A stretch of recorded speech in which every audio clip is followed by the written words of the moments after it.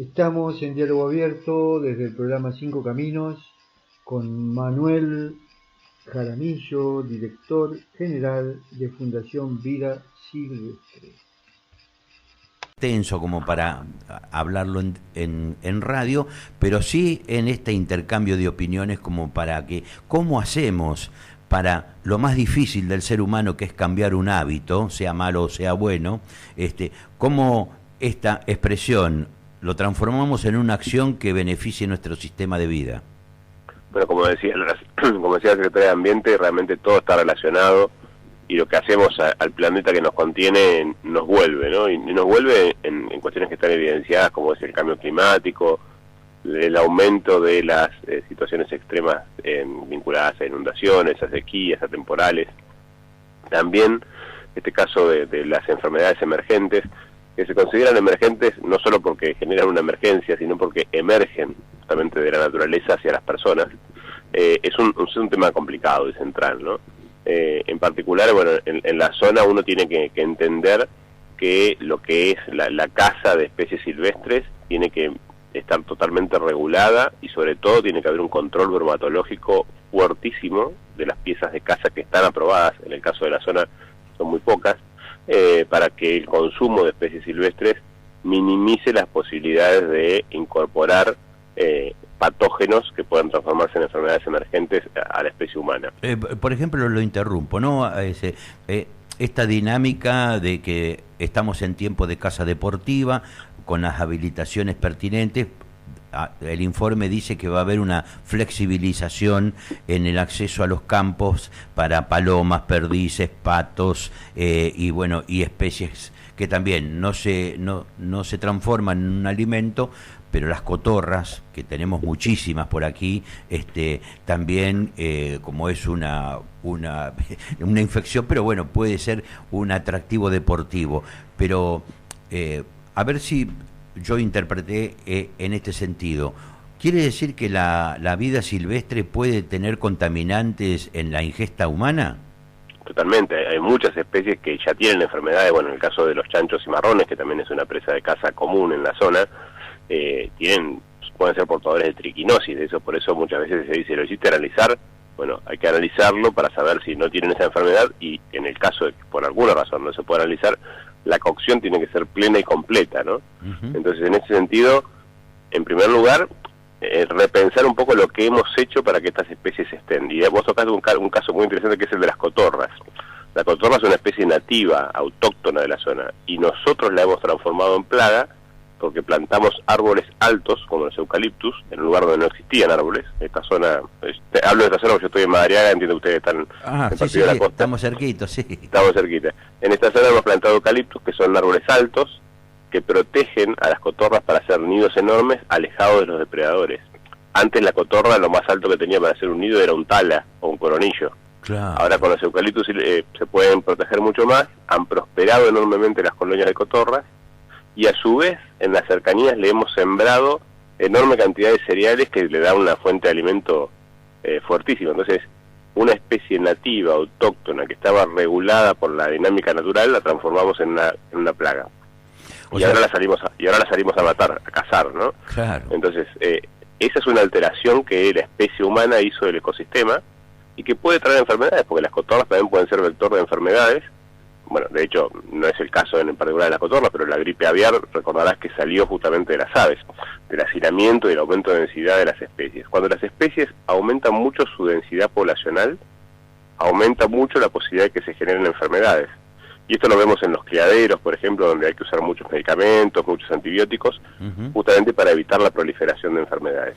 En el caso del chancho cimarrón, pasa lo mismo. O sea, es un cerdo doméstico que en algún momento fue descuidado, se hizo silvestre y hoy genera enormes daños a los cultivos y también a las especies silvestres, porque el chancho cimarrón, cuando tiene sus piaras muy grandes, preda a otros animales más pequeños. ¿Y en esta región se encuentra? O sea, ¿hay? Sí, bueno, el chancho cimarrón en toda la zona de la costa es uno de los principales problemas de conservación vinculado a la fauna introducida, a lo que se llaman especies exóticas invasoras, ¿no? El chancho cimarrón, y hay otra especie muy emblemática que es el ciervo, pero el ciervo Axis, el que tiene las pintitas tipo Bambi hasta que es maduro, Sí, hasta sí. que se mantiene ese ciervo es un ciervo exótico asiático que ha desplazado enormemente al venado de las pampas, que es el ciervo natural, autóctono de esta zona, que ha quedado muy restringido a la zona de la Valle, de la Ruta 11 hacia la costa, Sí, en donde los tenemos, cangrejos. donde tenemos esa reserva natural que tanto hay, que Vida Silvestre también tanto recomienda.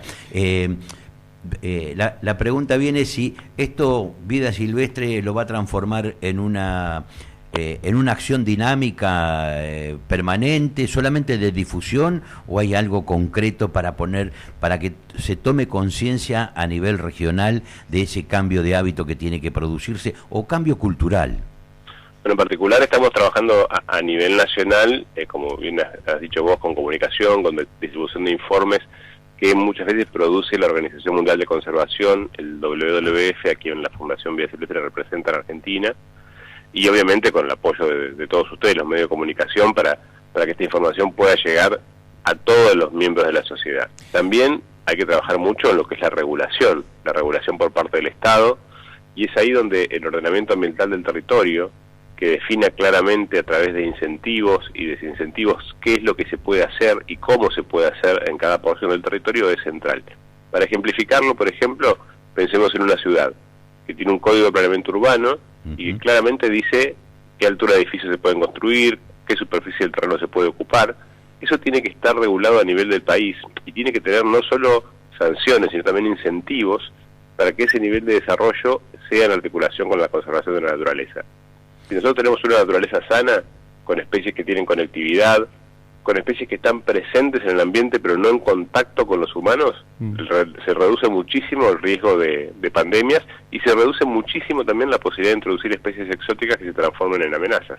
Bien, nos habíamos comprometido en ser breves y entregar el programa justito a tiempo por su compromiso, Manuel Jaramillo. Yo quiero preguntarle Estamos algo, Manuel. con el director general de la Fundación Vida Silvestre y mi compañero Rolo quiere Me consultarlo. salgo de la vaina porque justamente un habitante del Partido de la Costa, con mucha gente que hemos cruzado acá, yo he consumido lo que él llama chancho cimarrón en chorizo, digamos. Se mezcla el chancho común con el chancho cimarrón. Y bueno, primero hacer una referencia a lo que se trata cimarrón, ¿no? Es ese proceso que se hace salvaje el animal o tiene que ver ya con la referencia de su propio hábitat. Y también recuerdo que hace unos 5 o 10 años tuvimos un problema muy importante con los perros que se volvían salvajes, que justamente del otro lado de la ruta se armaban jaurías y perseguían justamente esto, el venado de las pampas. ¿Manuel tiene alguna información de eso? Totalmente cierto. Bueno, en primer lugar, el chancho cimarrón es el cerdo doméstico que está recuperando su estado salvaje, ¿no? Tengamos en cuenta que el cerdo doméstico es una manipulación del jabalí o de cerdos silvestres que fueron seleccionados por miles de años para poder hacerlo doméstico. Cuando vuelve a la naturaleza, empieza a recuperar su estado salvaje. Podríamos decir que lo mismo pasa con los perros. Los perros son el producto de 10.000 años de manipulación del lobo, y básicamente cuando vuelven a la naturaleza, vuelven a recuperar su situación social de grupo, y ahí se transforman en un problema. Ten en cuenta que no hay en Sudamérica ningún cazador que cace en jauría, ningún predador que cace en jauría. Por eso no tenemos especies silvestres acostumbradas a batallar contra cazadores en jauría.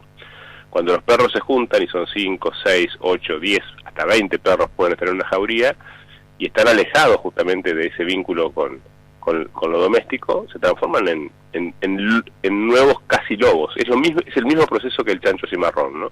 Obviamente eso empieza a predar y puede predar tanto corderos como puede predar venados de las pampas, que es una especie muy frágil porque es un venado muy chico que necesita mucha protección y que es fácil de cazar. Entonces el caso de los perros es central en toda la zona de la costa.